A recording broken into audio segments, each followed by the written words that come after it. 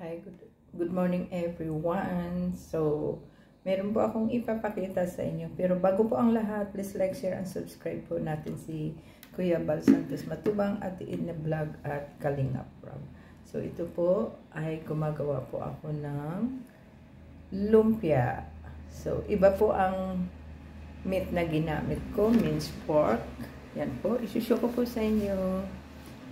Yan, please like, share, and subscribe po natin si Kuya Bal Santos Matubang, Ate Edna Vlog, Kalingap Rob, Jack Tapia Vlog, at siyempre ang aming founder dito po sa KSSW, it's K, na walang iba po kay si Kalingap Marie Pinida. Yan po, shout out po sa lahat, and be positive lamang po tayo lahat at enjoy life sa ating buhay sa ngayon. Yan po, papakita ko po sa inyo. Yan po. Ang ginawa ko po dyan ay bawang, sibuyas, minced pork. Tapos, lagyan ko po siya ng carrots at potato. Yan po. So, magbalot na po tayo ng bago po tayo ay papasok sa work. Yan. Tabi ko muna itong aking plants po dito. Ayan po. So, magbalot na po tayo. Tulungan niyo po ninyo akong magbalot bago po tawag dito yung mag times up. Siyempre, walang iba po yung sa ating work na wag din po tayong yan, magbalot na po tayo. Yan, madalian lang din po ito.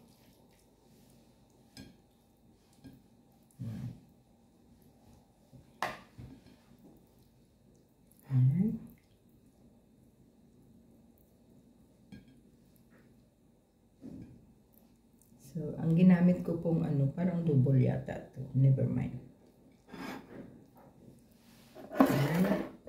Yung white egg po ang ipang dikit ko po dito. Yan.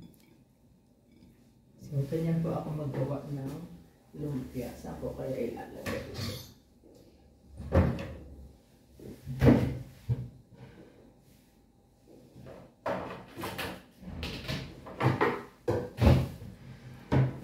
Ilagay po na natin dito ang bawat po na nagawa ko. Yan, sa ganyan. So, next. Yan. Pag hindi ko po matapos ito, ay mamaya naman po yung iba. Kasi, malapit na rin po ang times up ko po ng aking work. Yan. Kinapalang ko na po siya para naman ay yung marami naman po siyang laman. So, yan po natin ng pandikit. Yan. Pero dati po ang pinangdidikit ko lang po dito ay yan. Kahit makailang gawa lang po muna ako. Actually, yung nabili ko pong ay dapat dagdagan ko po yung aking pambalot kasi baka kulang din po.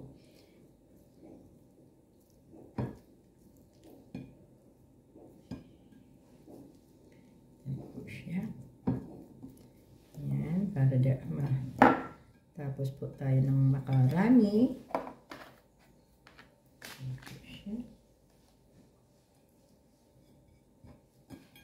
So, i-stack ko lang po ito. Dahil hindi po natin alam, pwede rin po natin lutuin ito kung saan po tayo pupunta. Yan.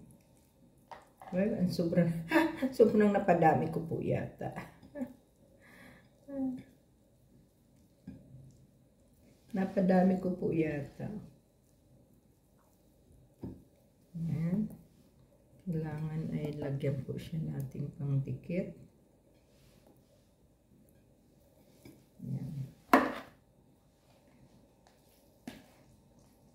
So, dapat pala talaga isang kutsara lang. Yan. Ang kakapal po ng yung pangbalot.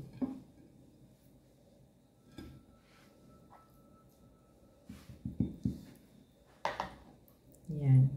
Gawin na lang po natin talaga isang kutsara.